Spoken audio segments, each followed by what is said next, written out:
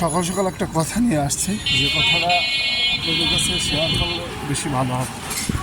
যেমন আমি কালকে বিকালের ঘটনাটা, কালকে বিকালে যখন বের হয়েছি সে সময় দেখি যে আপনার যে টিএসির মাল দেয়, টিএসির টিএসি যে গাড়িগুলো যে মাল দেয় গরিব দুঃখের মানুষের মাঝে, এই মালগুলো দিচ্ছে। তো আলহামদুলিল্লাহ ভালো কথা দিতেছে। ওইখানে কিছু জামাতের লোকও আসছিল, আর প্লাস আপনার বিএনপির লোকও আসছিল। পরবর্তীতে আমি দেখলাম দাঁড়াই নেই, আমি না দাঁড়াইয়া ওখান থেকে চলে গেলাম। দিক গরিব মানুষের যে দিক দিতে থাক। পরবর্তীতে কী করলাম, পরে আপনার আমি ওখান থেকে চলে আসার সাথে সাথে কিছুক্ষণ পরে এক ভাই আমাকে ফোন দিল, ভাই আপনি কই? আমি তো দোকানে চলে আসছি। তো কেন, কী হয়েছে? একটু টিএসসি যে জায়গায় মাল দেয় ওখানে আপনি চলে আসলে কি হবে যে একটু কথা আছে, আসেন। পরে আমি গেলাম, যাওয়ার পরে আমাকে বলে যে টিএসসির মালের ব্যাপারে হস্তক্ষেপ করছে বিএনপি নেতারা। বিএনপির নেতারা হস্তক্ষেপ করছে, ব্যাপারটা শুনে আমি খুব অবাক হলাম যে গরিব দুঃখী মাল দিচ্ছে, গরিব দুঃখীরা মাল নিবে খাবে, এটা আবার বিএনপির লোকেরা হস্তক্ষেপ করবে কেন? তার পরবর্তীতে আমিও সামনের দিকে আগালে জিজ্ঞাসা করলাম যে আসলে ভাই এখানে ব্যাপারটা আসলে কি হয়েছে। ব্যাপারটা কি হয়েছে, সে বলল কি যে আসলে এখানে ব্যাপারটা হয়েছে যে বিএনপির লোকের যে যারা বিএনপির সমর্থিত আছেন, যে গরিব দুঃখী ভাইয়েরা, তারা কি করে এক জায়গায় একবারের জায়গায় দুইবার তিনবার করে নেওয়া হয়। অথচ আর অন্য যে গরিব দুঃখীরা আছে তারা সিরিয়ালেই দাঁড়াই থাকে, মানে তারা আর নিতে পারে না। ব্যাপারটা খুব খারাপ লাগলো না? লাগার সাথে সাথে আমি যে মাল টিএসসির মাল দেয় যে গাড়িতে যারা আছেন তাদেরকে ডাক দিয়ে বললাম, ভাই এইটা আসলে ব্যাপারটা কেমন কি হচ্ছে, আপনি কি কিছু খেয়াল রাখছেন? ভাই আমি কি করব, আমার হাত তো বাঁধা। হাত বাঁধা কেন? তাহলে এখানে বোঝা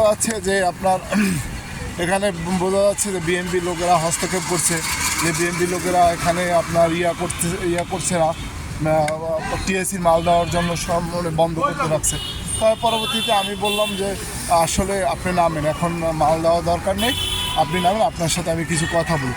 পরবর্তীতে আমি কথা বললাম। কথা বলার পরে দেখা যাচ্ছে যে এক পর্যায়ে আমার উপরেও তারা চড়ো হয়ে গেছে। পরে চড়ো হয়ে যাওয়ার পরে আমি বললাম যে না, আসলে এটা করা যায় না। টিএসসি মাল যদি দেন তাহলে ঠিকমতো দিবেন, তাহলে মালটা দিবেন ঠিকমতো, আর নাহলে দিবেন না।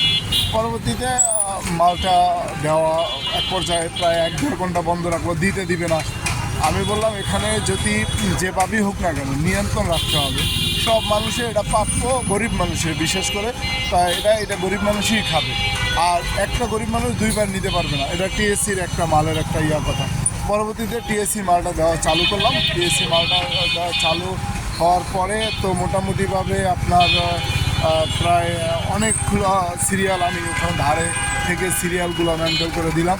পরবর্তীতে বিএনপির লোকরা সাইড হয়ে যাওয়ার পরে বিএনপির কিছু সমর্থক লোক আছে যারা মানে একদম পাওয়ারফুল খাটাচ্ছিল।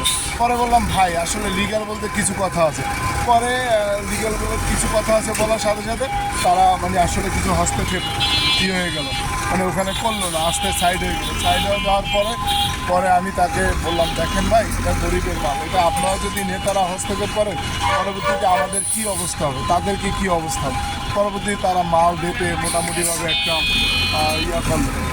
আচ্ছা ঠিক আছে, মাল দেন, তাহলে আমরা আর ওই সব মানুষদেরকে আর আমরা করবো না, দাঁড়া করবো না। পরবর্তীতে আমি বুঝে পরে চলে আসার পরে ওখানে দেখলাম অনেক মানুষ সিরিয়াল নিচ্ছে। তারপরও ওরা যারা মাল নিচ্ছে, যারা টিএসসির মাল খাচ্ছে, তারা ওখান থেকে এক জায়গার থেকে 2-3 জন করে সে মানে ফাঁকে ঢুকিয়ে দিচ্ছে। বড় আশ্চর্য ব্যাপার এটা। পরে সমাধান দিয়ে ওখানে চলে আসলাম। আসলে প্রত্যেকটা মানুষের একটা কাণ্ড জ্ঞান থাকা দরকার। এটা যদি না থাকে তাহলে পরবর্তীতে সমাজ নষ্ট হয়ে যাবে। প্লিজ সবাই দয়া করে গরিবদের মাল গরিবের কাছে পৌঁছান।